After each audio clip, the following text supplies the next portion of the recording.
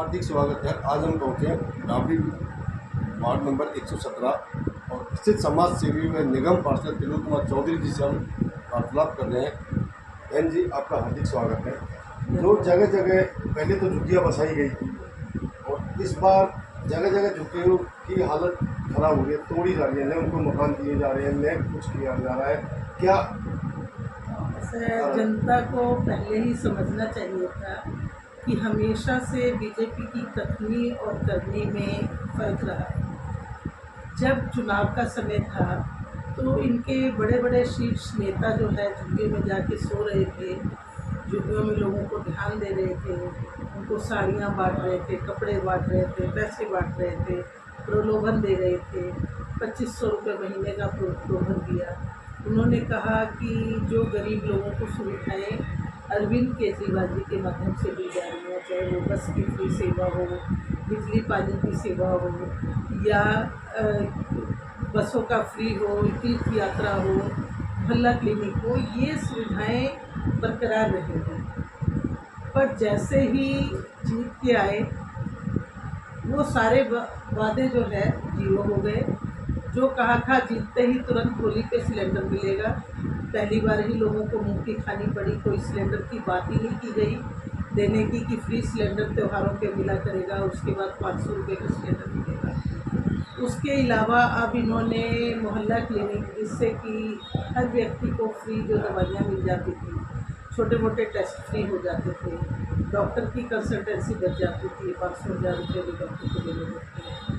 तो वो सारी सुविधाएँ मोहल्ला क्लिनिक को भी बंद करने जा रहे हैं। अभी ऐलान किया है कि 10% बिजली का बिल बढ़ाया जाएगा। एक तो गरीबों पर ऐसी मार पड़ रही है, एक पिंक कार्ड बनाएंगे जिसके जरिए ये महिलाओं को चिन्हित करेंगे कि किसको बस में फ्री करानी है और किसको नहीं करानी है। पहले तो लेडीज़ बेचारी जो रोज़गार पे जाती हैं, घरों में काम करने जाती हैं, छोटी छोटी फैक्ट्रियों में काम करती हैं, पहले तो वो 4 दिन धक्के खाएँ कि पिन कार्ड कैसे बनेगा, फिर जाके उनकी बस यात्रा फ्री होगी।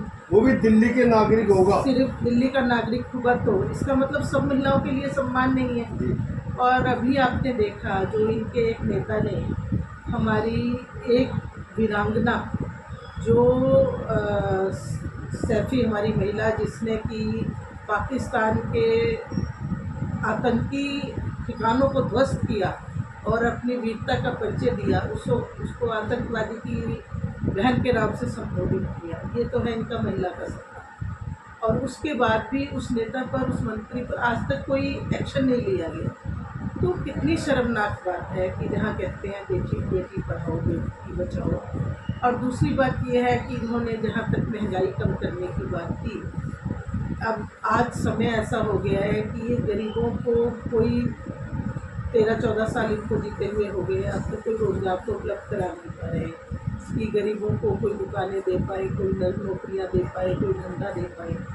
पर जो लोग बेचारे रेडी पटरी और उस पर अपना सामान खुदरा ला के बेचते हैं, उन सब के साथ भी ऐसा अत्याचार हो रहा है कि लोग उनकी रेडियाँ उठा के ले जा रहे हैं। और जब वो बेचारे छुड़ाने जाते हैं तो 4,000 की रेडी होती है, वहाँ पर उनसे 6,000 मांगे जाते हैं।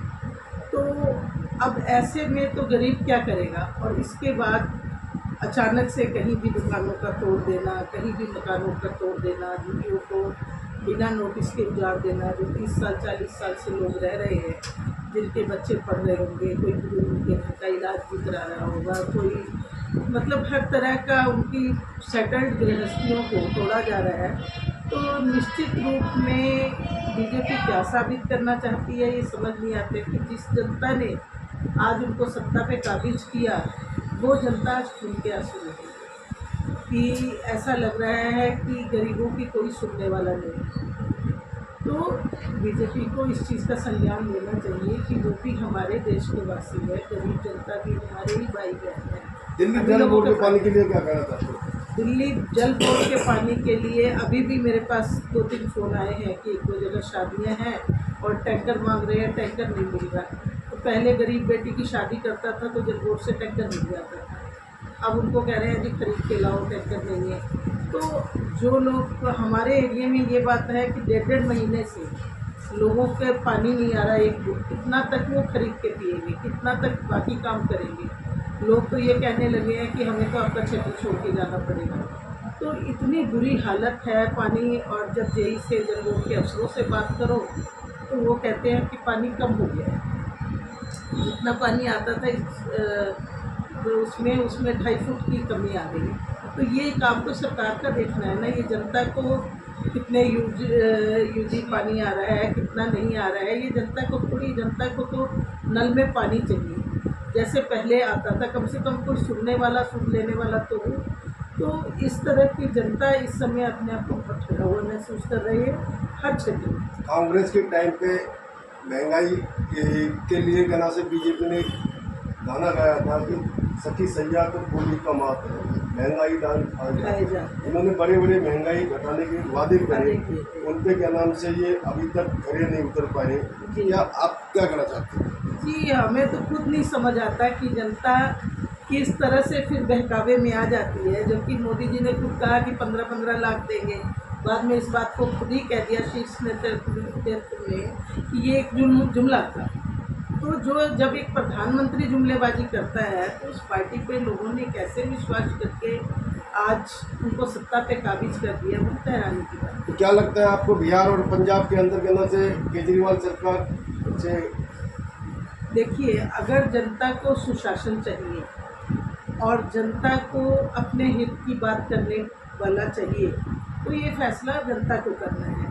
जनता को ये देखना है कि जहाँ जहाँ ये काबिज हो रहे हैं वहाँ आम जनता का क्या हाल हो रहा है। तो अब जनता बहुत समझदार है, जो फैसला करेगी उस तरह का नेतृत्व तो उसको मिलेगा।